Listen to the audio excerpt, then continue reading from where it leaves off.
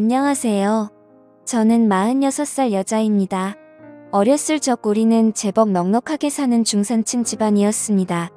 사업을 하는 아빠는 경제적으로도 가정적으로도 든든한 존재였고, 엄마가 몸이 약한 것 빼고는 형제 4명과 우애 좋게 잘 지냈습니다. 저의 남매들은 영특하고 똑똑한 편이었습니다. 언니는 미술에 탁월한 재능이 있었고, 동생 한 명은 법조인이 되고 싶어 했으며, 다른 동생은 의사가 되고 싶었습니다. 저 역시 피아노로 제법 잘 치는데 유명 음대를 다니고 있었습니다. 그중 장남인 오빠는 차기 아빠의 길을 이어 저희 집을 든든하게 받쳐주는 기둥이었습니다. 대신 오빠는 아빠처럼 사업에 관심이 있는 것보다 교육자의 길을 원했어요. 학문적으로도 영린한 오빠는 명문대학교를 장학금으로 마친 뒤 부윤 교수의 꿈을 안고 미국으로 유학 떠날 준비를 했습니다. 아빠는 우리 남매들을 위해 물심양면으로 지원해 주셨어요. 꿈을 잘 키워야 한다. 꿈을 꾸게 된다면 그것을 이룰 수도 있는 법이야. 머리로 생각하고 가슴으로 믿을 수 있다면 무엇이든 이룰 수 있단다라며 항상 좋은 조언을 해주셨습니다. 저를 비롯한 남매들은 저희 아버지를 진심으로 존경했고, 그 시절 제가 기억하는 가족이 가장 행복했던 시절이었습니다. 하지만 어느 날 행복의 여신은 등을 돌렸고 쉴 틈 없는 불행이 닥쳐왔습니다. 바로 아버지가 쓰러지신 것이었어요. 평소 혈압이 높으셨던 아버지가 IMF로 인해 회사 경영이 큰 타격을 맞게 되면서 모든 수단과 방법을 가리지 않고 회사를 지켜내려던 노력이 무색하게도 마침내 부도를 맞게 되었습니다. 이에 경영자로서 책임을 못 다한 채 아버지는 병원에 입원하신 지 얼마 되지 않아 충격으로 눈을 감으셨고, 엄마와 저희 남매들은 아빠라는 기둥을 잃은 상처로 몇 날 며칠을 슬픔으로 지내야만 했습니다. 아버지의 장례를 치르자마자 우리는 또 다시 현실을 마주해야만 했습니다. 회사의 막대한 채무로 인해 주변 곳곳에 차압딱지가 붙었고, 제 경제적 상황은 나락에 떨어지고 말았습니다. 엄마 역시 큰 충격을 받아 병원에 입원했고, 저희 형제들은 한자리에 모아 어떻게 이겨내야 할지 고민했습니다. 당시 오빠는 연락을 받고 공부 중인 미국에서 돌아온 상황이었고, 언니와 저는 대학생, 동생들은 중학생과 고등학생이었습니다. 오빠는 하던 공부를 그만두고 한국으로 돌아오기로 했고, 오빠를 비롯한 언니와 저는 돈을 벌어 어떻게든 집안을 끌어나가는 쪽으로 결론을 내렸어요. 아빠가 남긴 빚과 엄마의 병원비, 동생들의 교육비까지 생각하면 일단 닥치는 대로 돈을 벌어야 했습니다. 언니는 4학년 마지막 학기에 졸업 작품 전시만 남겨놓고 휴학을 했고, 저는 2학년 재학 중 휴학했습니다. 저는 피아노 전공이라 주로 연주 아르바이트를 많이 했는데 휴학을 하고 본격적인 돈벌이에 뛰어들면서 한 친구가 상황의 소식을 듣고 제게 정보를 하나 주더군요. 사실은 강남 쪽에 밤에 연주하면서 손님을 많이 모으는 바가 있는데 소문을 듣자니 그쪽에 돈을 그렇게 많이 주는데 하는 애들은 그것만 한다고 너도 한번 가보는 게 어때라고 했습니다. 전 처음에는 기막힌 나머지 친구를 다그쳤어요. 너 무슨 말이 그래, 우리 집 이렇게 되니까 내가 우스워 보여? 밤에 연주하면서 손님들 맞는 일을 하면 딱 봐도 그렇고 그런 일이잖아. 너 친구도 아니야 라고 불같이 화를 냈지만 사방에 돈 들어가리 천지였던 저는 오랜 고민 끝에 결국은 눈 감고 발을 찾아가고야 말았습니다.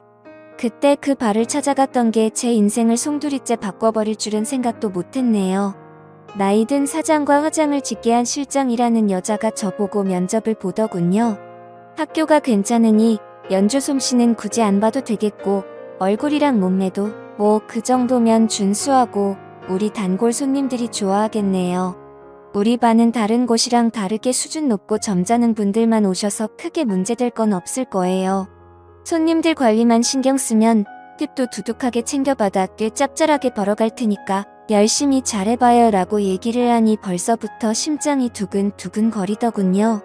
저는 가족한테는 연습을 핑계로 당분간 학교 근처 친구네에서 지내다가 그날 밤부터 바로 근무에 돌입하기로 했습니다. 실제로 저와 같이 일하는 아가씨들은 저와 같이 음대생들이었고 전공도 가지각색이었어요. 바이올린, 피아노, 블루, 트럼펫, 큐바 등등 악기 편성 또한 다양했습니다. 주로 클래식이나 재즈를 연주했고 손님들의 호응에 따라 지못밭 음연 곁으로 가서 맞춰주었습니다. 바에서 말한 대로 점잖은 고객들이 대다수 많이 오긴 했지만 간혹 멍멍이 같은 손님들도 들리고는 해서 그야말로 손님복은 복불복이었습니다. 주로 옆에서 잔을 채워주고 말도 묻어주는 일을 했지만 간혹 분위기 취해선을 넘는 위험한 제안도 많이 받기도 했어요. 그런 손님들 간상이 떼버리고 제가 벌었던 수입은 낮에 뼈 빠지게 번 수입과는 비교도 되지 않을 만큼 많았습니다. 저는 기쁜 마음에 동생에게 용돈을 팍팍 줬고 엄마의 밀린 병원비도 납부했어요. 언니 오빠는 제게 어디서 돈이 나서 그렇게 많이 쓰냐고 하는데 사실대로 말할 수 없었던 저는 어영부영 넘어갔습니다. 그러던 어느 날 바에서 피아노 연주를 하고 있던 저는 누군가의 지목을 받게 되었습니다. 앞볼을 두고 익숙하게 손님의 옆으로 갔는데 근데요 아저씨가 여긴 어떻게 오셨어요? 저를 지목한 손님은 다름 아닌 제가 아는 아버지의 친구분이셨습니다. 아빠에게 어릴 적 고향 친구이자 사업 파트너였던 아저씨. 저의 남매들 어릴 때부터 하나같이 잘 챙겨주셨던 바로 그분이셨습니다. 반가운 마음에 인사를 하자 아버지 친구분은 웃으시더군요. 원래 내가 여기 단골이었는데 요새 일이 바빠 잠시 못 들렸거든. 이 근처에서 볼 일이 있어 머리 식힐 겸 잠시 들렀는데 내가 연주를 하고 있더구나 하고 술을 권유하시는데 저는 어찌됐든 손님은 손님인지라 잔을 채워드리고 아저씨와 잔을 부딪혔습니다. 아버지 친구분이랑 일하고 있자니 사실 자리가 불편하긴 했지만 당시에는 어찌됐든 반가운 마음이 커서 서로의 근황을 주고받기 바빴습니다. 참 아저씨 아들인 오빠는 잘 지내죠? 결혼했다는 소식 들었어요. 제 첫사랑이 사실 오빠였는데 아저씨랑 오빠랑 집에 놀러오면 언니랑 저랑 맨날 오빠 차지하려고 했잖아요. 아빠는 우리 속도 모르고 서로 사이좋게 놀아 말했고 그때가 불과 몇 년 전밖에 안 된 것 같은데 모든 게 너무 많이 바뀌어 버렸어요 라고 말하면서 저도 모르게 눈가가 붉어지며 눈물이 고이더군요. 아저씨는 제게 손수건을 내밀며 눈물을 닦아주고 안아주었습니다. 다 잊고 이제 새로 시작해야지. 지나간 과거를 붙들고 살아봤자 뭐하겠니? 앞으로 현실에 맞춰 살아야지. 앞으로 종종 너를 보기 위해 와야겠구나 하고 하시며 제게 수표 몇 장을 꺼내 쥐어주셨습니다. 아저씨의 마음이 따뜻해 저와 얼마나 고맙던지요. 그때까지만 해도 전 아저씨가 무슨 마음으로 다가오는 건지 알 수 없었습니다. 아저씨와 저는 그 이후로 봐서 항상 만남을 가졌습니다. 처음에는 아빠 친구로서 제게 삶의 희망적인 조언도 주시고 좋은 말씀도 많이 해주셨습니다. 엄마 약값이나 하라고 따로 돈을 보태주기로 했어요. 그때마다 얼마나 감사하고 눈물 나던지요. 아빠가 좋은 친구를 두신 덕분에 우리가 힘이 되는구나 싶어 항상 고마움을 갖고 살았습니다. 그런데 점차 시간이 갈수록 집안일부터 개인적인 일까지 대화를 시작하다가 시간이 갈수록 점차 원치 않는 말들까지 듣게 되어 당황스러웠습니다. 술에 취한 것도 아닌데 갑자기 이런 말을 하더군요. 부인이랑 정내미가 떨어진 지 오래야.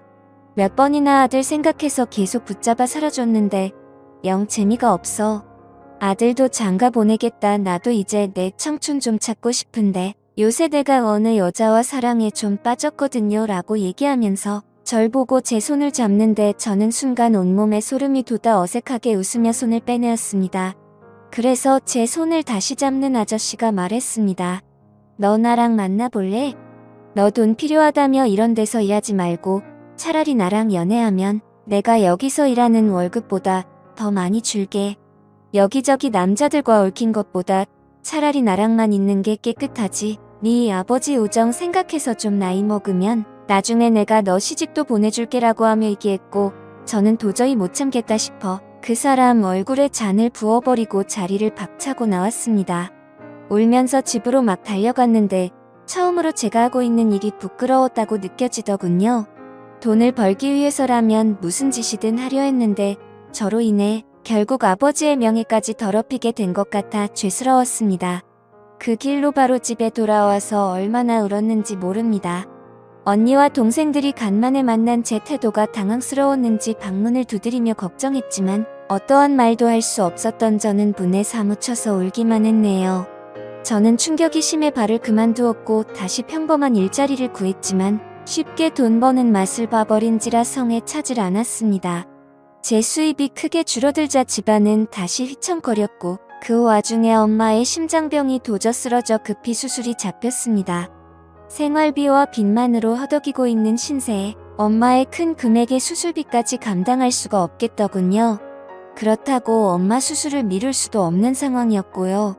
저는 결국 국리 끝에 아저씨한테 연락을 했고 아저씨는 우습게도 제 전화 한 통에 병원으로 달려와 엄마 수술비로 큰 돈을 서슴지 않고 내놓았습니다. 가족들은 그 시커먼 속내도 모른 채 얼마나 고마워했던지 특히나 엄마는 감사하다며 아저씨 앞에서 감동받아 우시기까지 했습니다. 아저씨는 저희 가족들에게 힘들어도 조금만 힘내십시오. 용기와 희망을 잃지 않고 살다 보면 언젠간 볕들 날이 있을 거에 내 친구 녀석 가족이면 제 가족이나 마찬가지니까 제가 물심양면으로 돕겠습니다. 라고 든든하게 말하니 가족들 아저씨한테 다 넘어가 버렸습니다. 가족들의 환심을 산 뒤 저를 따로 불러 주소 하나를 주더군요. 이곳이 내 오피스텔 주소야. 앞으로 이곳에서 자주 보자라고 했습니다. 저는 그렇게 30여 년 차이 나는 아버지 친구와 파국의 미래가 보이는 더러운 사이를 시작했습니다. 대가로 저는 그토록 필요했던 돈을 얻었고요. 아저씨가 저를 어찌나 마음에 들어 있는지 말만 잘하면 원하는 금액을 쉽게 나오더군요. 저로 인해 조금씩 집안 환경은 나아지기 시작했습니다. 언니 마지막 학기도 잘 마쳤고 동생들 학원도 좋은 데로 옮겨 원하는 대학 진학을 위해 뒷바라지를 아낌없이 해줬어요. 집도 조금 나은 환경으로 이사하게 해줬습니다. 형제들은 제가 큰 돈을 벌어오자 처음에는 그 돈 어떻게 벌었냐고 캐묻고 의심했지만 점차 자신에게 돌아오는 혜택이 많아지니 입을 다물었습니다. 제가 돈을 내놓지 않으면 살 수가 없으니 뭔가 찝찝한 일을 한단 뭐라 할 재간이 없어 아예 입을 닫은 것입니다. 처음엔 곤란하지 않아 다행이다 싶었지만 한편으론 형제들이 무서워지더군요. 그러다가 교수의 꿈을 포기한 최학원 강사로 월급쟁이 노릇하고 있던 오빠가 저를 앉혀놓고 말했습니다. 나 사실은 미국에 있는 교수님께 연락이 왔어. 내 사정 알고 장학금 지원해 주시겠다는데 일단 미국에 들어가려면 최소한의 보증금이 필요해. 내가 나 좀 도와주면 안 될까? 이번이 나한테는 정말 마지막 기회라서 그래 평생 안 잊을게라고 말하는데 저는 오빠의 절실함이 가슴 안쪽까지 전해져와 모른 척 할 수가 없었습니다. 그날 밤 저는 저를 찾은 아저씨에게 오빠가 필요한 돈을 요구했네요. 처음에는 금액이 커서 안 되겠다던 아저씨도 제가 술수를 부리자 결국 오빠를 위한 돈을 마련해 주었고 오빠는 그 길로 제게 고맙다는 말도 없이 미국으로 떠나버렸습니다. 그리고 그 이후로 20여 년이 흘렀습니다. 20년 동안 수많은 일들이 있었지만 사연으로서는 말로 못다하는 점 양해 부탁드립니다. 대강 큰 틀만 말씀드린다면 저는 그 이후로 그렇게 향후 몇 년간 아저씨의 첩생활을 하면서 아저씨 본부인에게 머리채도 잡혀보고 온갖 더러운 꼴 비참한 꼴도 당해보고 심지어 아저씨의 아이까지 갖게 되었습니다. 본부인으로 인해 집안에까지 모든 일이 알려지게 되었고 저는 가족들에게 돌이킬 수 없는 낙인이 찍혀왔습니다. 집안을 일으켜 세운 긍정적인 대가는 장으로 혹독했네요. 이혼모가 돼버린 저에게 아저씨는 시집 보내주겠다는 약속을 저버리고 더 어리고 예쁜 여자에게 마음을 뺏겨가 버렸습니다.